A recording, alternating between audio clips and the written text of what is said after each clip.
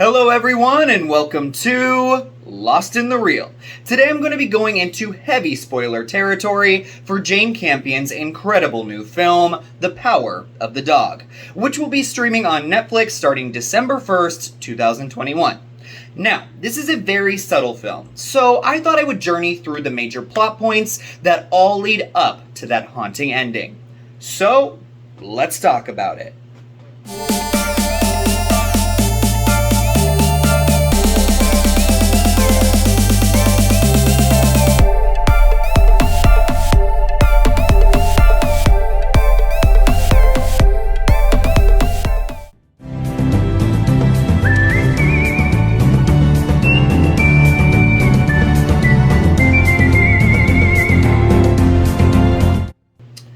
In The Power of the Dog, we meet Phil and George, played by Benedict Cumberbatch and Jesse Plemons. They are two brothers who couldn't be more different, who are joint owners of a very prosperous cattle ranch in 1920s Montana. While driving their herd of cattle to a neighboring town, the brothers and their ranch hands need a place to sleep and dine for the night. This is where Rose, played by Kirsten Dunst, and her son Peter, played by Cody Smith McPhee, take them all in and feed them. Rose is a widow, her husband hung himself 4 years ago, and Peter has made it his duty to take care of his mother at all costs. We begin to see Phil's cruelty in full force in this dinner scene, if calling his brother a fatso incessantly didn't give you a clue to his barbaric nature already. He taunts Peter for his homemade flowers that he has created for the table and makes fun of him, leading to the whole crew laughing him away. Rose is obviously distraught by their behavior, but George, who is a kind soul, if a tad humorless, goes to her aid to comfort her. This leads to George falling in love with the widow, visiting her regularly, and soon they're married. She moves in with George and Phil in their large home on the ranch, and Peter goes away to school to be a physician. The scene where Rose and George are traveling and they begin to dance together on the plains, and he pulls away to say that he is so happy to not be alone anymore, shows how much he loves his wife. That will never be a question throughout the film. But the problem is Phil. This woman has invaded and disrupted the life that he has built for himself.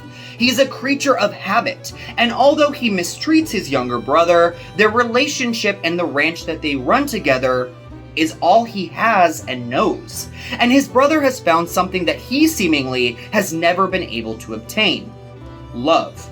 So the calculating and manipulative Phil continues his taunting campaign against Rose to make her life a living hell. This truly comes to a head with the announcement of the dinner with the governor. George pleads to Rose for her to play the piano, and she insists that she hasn't played for quite some time and isn't all that good. But he convinces her anyways. In anticipation for the meal, she is constantly practicing playing, but we can see that she is struggling immensely with getting the piece just right. While she is doing this, Phil plays the banjo as loudly as he can, able to play a song after hearing it just one time. During the dinner with the governor, we hear stories of Phil and how he went to Yale and was a part of some fraternity. The camera squares in on Rose's face and you can see her disdain. She is less than to these people and always will be. She is a poor widow who is married into a rich family, something that Phil has made sure to remind her of. As she goes to play the piano, she chokes and isn't able to play for the governor. Another sign that she is weak and less than to this family. She can't even play the piano after George has boasted to them that she could. And of course, Phil shows up at the end to make sure she feels every little bit of shame. This is when Rose begins to drink, and not just a few glasses here and there. She has hidden bottles everywhere around the house, and even goes to their back alley to steal swigs. We can tell that Phil has really gotten to her, just as he had planned. It is now summertime and Rose goes into town to pick up her son from school and take him back to the ranch. While in town, Peter says that he has made a new friend, and she asks him why he doesn't bring his new pal with them. and Peter alludes to the fact that he doesn't want to have him over because of the man that is waiting there. And we all know that means Phil. As they get back to the house, the ridiculing towards Peter begins almost immediately. But we also see how clever, and maybe even a tad emotionless, this young boy is as he makes a trap for a rabbit and then dissects it in the house for research. Maybe Peter isn't the feeble and naive kid we thought he was at the beginning. A major twist occurs in the film when we see Phil disappear into the wilderness, playing around with a scarf, and then playing with himself in the process. But little does he know that Peter has followed him and finds Phil has a hideout, and within it, magazines of naked men. This is when I had an aha moment. Themes of toxic masculinity have been running rampant throughout this film, and Phil is the definition of it. He hides behind a veil of testosterone-driven cruelty, of a constant, comfortable routine, of a crew of men that follow him like sheep, all to push away his inner demons. And this mother and son have ruined all of that for him, or at least that's how he perceives it. Peter then runs into Phil at the swimming hole, and the man runs after the boy in a fury. After this, I thought that the bullying would get even worse. But in a surprise turn of events, later on, Peter and Rose go to a campsite where Phil and his ranch hands have congregated. As Peter walks around, the crew insult the boy, calling him homophobic slurs. But as he reaches Phil, we see a different side to the man. He asks Peter to call him by his name and says that he is making a rope for him with cowhide. This begins an odd relationship where Phil seemingly takes Peter under his wing. This honestly confused the hell out of me for a bit, this sudden change of behavior, but it does make sense. Phil might see a bit of himself in Peter, though we never do find out if the boy is gay, on the spectrum, or straight. He also might feel bad for the boy being made fun of because deep down inside, Phil knows that what his crew is calling Peter is actually who he is. Or one last thought of mine, is it possible that Phil is beginning to have feelings for Peter? I really do believe the ambiguity of all of this makes this sudden change of behavior far more fascinating to stew over. So we begin to see the two spend a lot of time together, much to the dismay of Rose, and at this moment, the audience isn't really sure if they're going to find love with each other, or what the purpose of this friendship has to the overall story and what will become of it. Phil teaches Peter how to ride a horse, and we see the pride in his eyes as the boy begins to get it through his tough love. In another scene, we see Peter riding through the mountains alone, where he comes across a dead cow. He puts on a pair of gloves and begins to mess around with the innards of the dead animal, just as he had done with that rabbit. What is this kid, a psycho? That's what I began to think, at least. The climax of the film is when Rose, drunk out of her mind, sees their maid talking to traveling Native Americans who want to buy cowhides off of them. Their maid comes back inside and tells Rose that she refused to sell them the hides because Phil collects them and then burns them. Rose runs after the Native Americans, and in spite of Phil, she sells them the hides, only to collapse on the ground. We can see that the alcoholism has gotten to her and that she is very ill. George carries her back inside, puts her in bed, and dumps the alcohol that was lying there in the sink. He obviously knows that she has had a problem, but hasn't been doing anything about it. When Phil finds out that his hides have been sold, he knows that it was Rose, and he freaks the hell out, because now he won't have enough hide to finish Peter's rope before he goes back to school. But miraculously, Peter had taken some of the hide and had already cut it into strips before Rose had sold them off. Just enough for Phil to finish that rope. He says he did it because he wants to be just like Phil. Phil also opens up to him about Bronco Henry, how he had been his only friend and that he had also saved his life by keeping him from freezing to death as they slept together to stay warm. Obviously, those two had been lovers, which also explains Phil's adoration for the man and why he constantly speaks of him. Peter then asks him, "Were you naked?" and there's just silence. The boy then puts his cigarette to Phil's lips, sharing the smoke with him. Peter is seducing Phil, and he now has all the power. Peter then procures the hide and a bucket of water for Phil to use to finish up the rope. And Director Campion makes sure we get a really good long shot of Phil's open wound in the water with the cowhide strips. The next day, Phil has not gotten out of bed, which alarms his brother George, so he goes in to check on him. Phil is obviously not well, and the cut has gotten even worse, so the brother decides to take him into town to the hospital.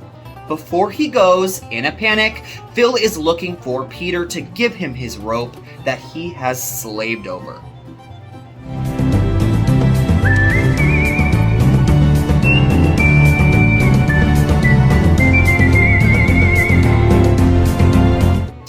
The film cuts to Phil lying in a coffin. Our anti-hero is dead. During the funeral, we can see that Rose is doing much better. George and Phil's mother gives her a handful of jewelry, what one might call a peace offering. Her college-educated son is dead. Now all she has left is her youngest son and his less-than wife. Maybe it's time for the mother to give her daughter-in-law a chance. As the funeral scene comes to a close, gossip starts to come out about how exactly Phil could have died so suddenly. Was it because of anthrax? It couldn't be, says George. Phil was always so careful. He would never handle a diseased animal. Remember that dead cow in the mountains that Peter had handled with his gloves on? We then get to the final scene as Pete is ready to head off to school the next day. He is stuck on a page in the Bible in the book of Psalms. Psalms 22:20 to be exact. Deliver my soul from the sword, my darling from the power of the dog. Now, let's decipher that scripture real quick.